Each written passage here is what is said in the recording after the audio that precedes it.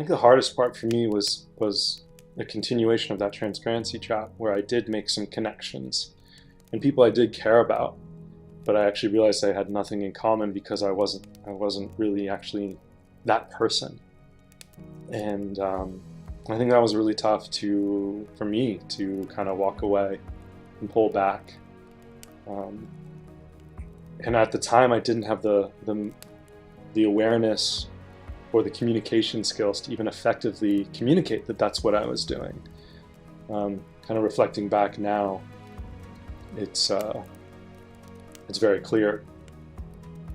But again, we do the best that we can when given the situation and what we're doing. That's where I was. That's I thought was the best. I probably could have handled things better, and I definitely would do things differently now. But at the same time, now I wouldn't even get myself in that situation. And so it's what can you do? But yeah, I mean, it was honestly, it was tough. Pulling back. In many ways, it kind of felt like if you ever use like a drill gun, for example, and I don't know if that's the right term, but my lack of experience in that, but I do know. Tell you're a master builder. Yes, I'm a master builder. And you put in the nail, but it's not aligned right, and then you attempt to pull it back out, and you strip the screw, right? And so you can't. And so I felt a little bit like that, where I was misaligned, but I was so deep in that, it was like I felt stripped, like there was nothing there, and I was like, I can't grab on. Yeah, like I was, yeah, and that's nice. and I couldn't get out. I felt like I was so yeah, and I needed something to help me out. And one of those little tricks is that, hey, if you put a rubber band on there, and then you get electric screwdriver? I don't know what the correct term is.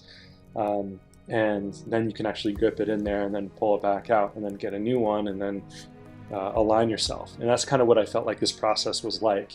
And the reason why I'm saying this is because growing up, I had a golf trick that really helped pull me back, and it was a rubber band or a hair tie or something that would kind of put right on my wrist here.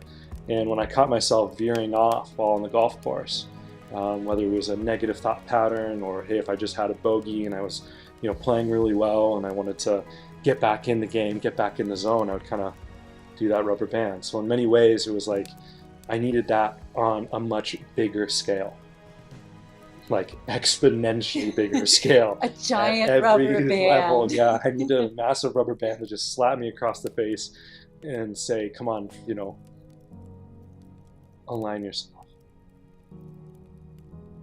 Be you. I know every part of me, body, mind, emotion, and spirit, was just calling out for me to be who I am.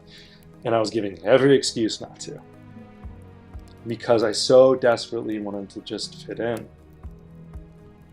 Wanted to be liked. I wanted to be friends with everyone. I didn't want to cause issues. It was all from a place of love. I just didn't know how to express it. And I didn't know how to be it. I didn't know how to embody what I knew was possible. I really did know it was possible. I didn't have any example at the level that I was looking for. And so I met you. And that, when you say catalyst, it was to the very essence of that word. Because you embodied a level of love, care, connection, and honestly, divine embodiment to a level I had never seen. And so, yeah, it's, as you say, your goal was to light the lights. Keep lighting, because it could just go on forever. And I felt like you ignited that within me, not because of anything external, not anything you did. You were inspiring because you are. And I desired that.